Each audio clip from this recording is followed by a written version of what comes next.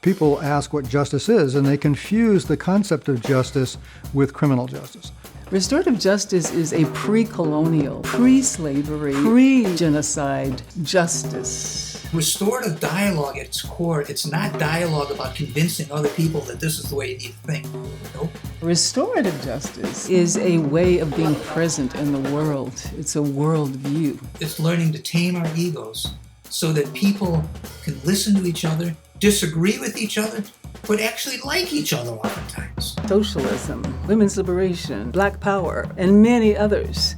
Restorative justice, more than all of them, has the capacity to help bring that new world into being. Hi, Fania. So nice to see you. Good to see you. Hi. Hi. Hi, Joanne. How are you guys doing?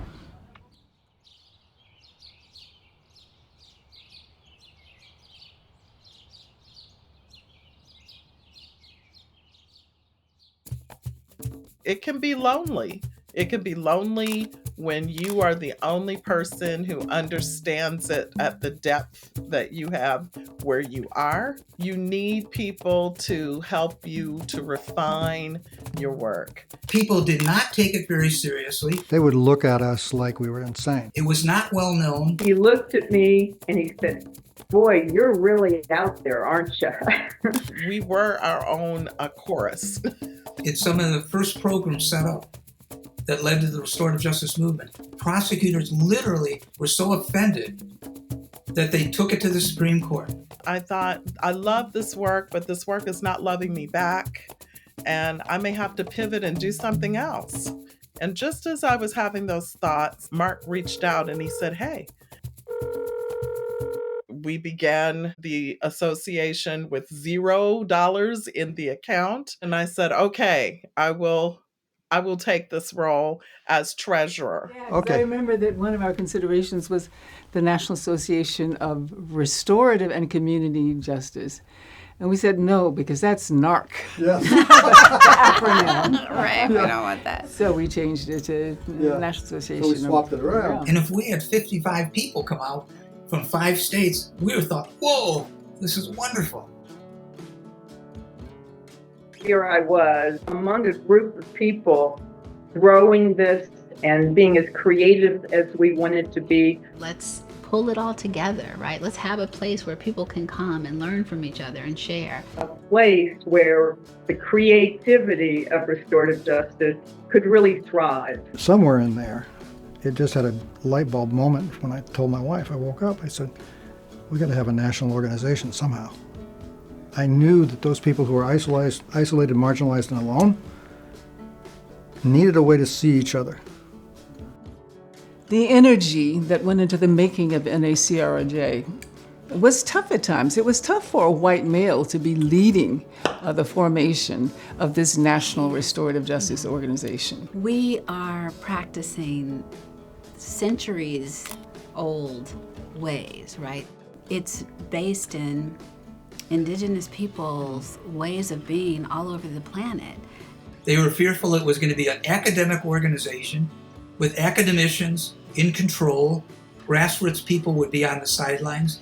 The kinds of things that break up organizations, that keep them from actually getting to this point. You know, many organizations, even restorative justice organizations, will just not deal with it.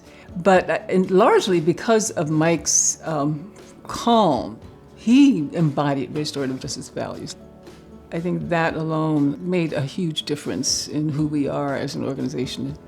One of the things you really pushed hard in those discussions as we were shaping this thing is that we had to center restorative values and principles in how we operate. To me, the beauty of NACRJ is that it weaves together strong grassroots-based indigenous communities and practices with system-driven people that we got to deal with if we want to have some larger impact. We had to get people into positions where they could be participating in policy making. That's starting to happen. Today, if I talk to the prosecutor of Jackson County where I live about restorative justice, she knows what I'm talking about. We're empowering other people so that they can do it for themselves. You know, going to RJ Court, seeing it in action. Municipal court, Some public health settings, Thousands of schools all over the country. neighborhood circles. international aid provided by our government. The National Prosecutors Research Association wrote an editorial in support of what now we call restorative justice. And I get comments from people who say, I've been to lots and lots of conferences, but most of them are just like the last one I went to. But when I come to yours, they're never the same.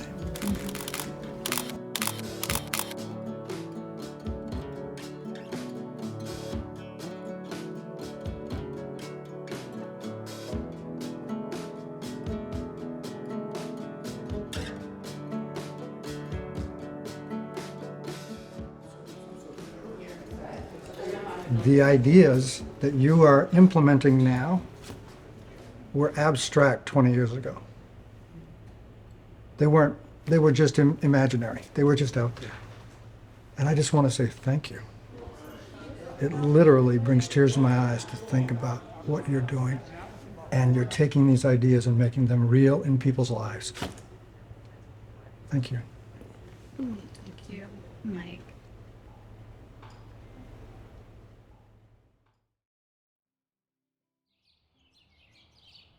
Great. And how is retirement for you, Mike? Basically, I'm just standing on the sides watching them develop the NACRJ, and it's so wonderful to see the development. You know, it's kind of like being a parent.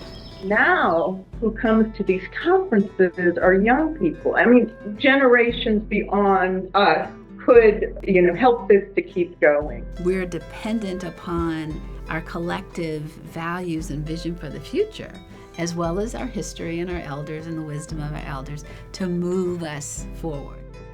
I mean, I feel absolutely blessed to have witnessed what I've witnessed. I've seen the restorative justice field move from the margins to the mainstream in a big way. That's the vision that we had 20 years ago. And you're making that vision real. It literally brought goosebumps to me. Listen. NACRJ provided the lifeline for me. And I say that with so much emotion because I don't know what I would have done without some of the people that checked in on me, encouraged me along as I was trying to navigate this here in North Newton, Kansas.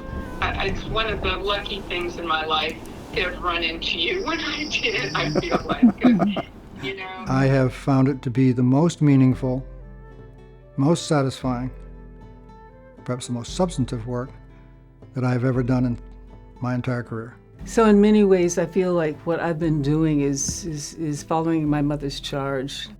She would say, well, children, it shouldn't be this way. And it won't always be this way. It's going to change. And you are the ones who will make that new world.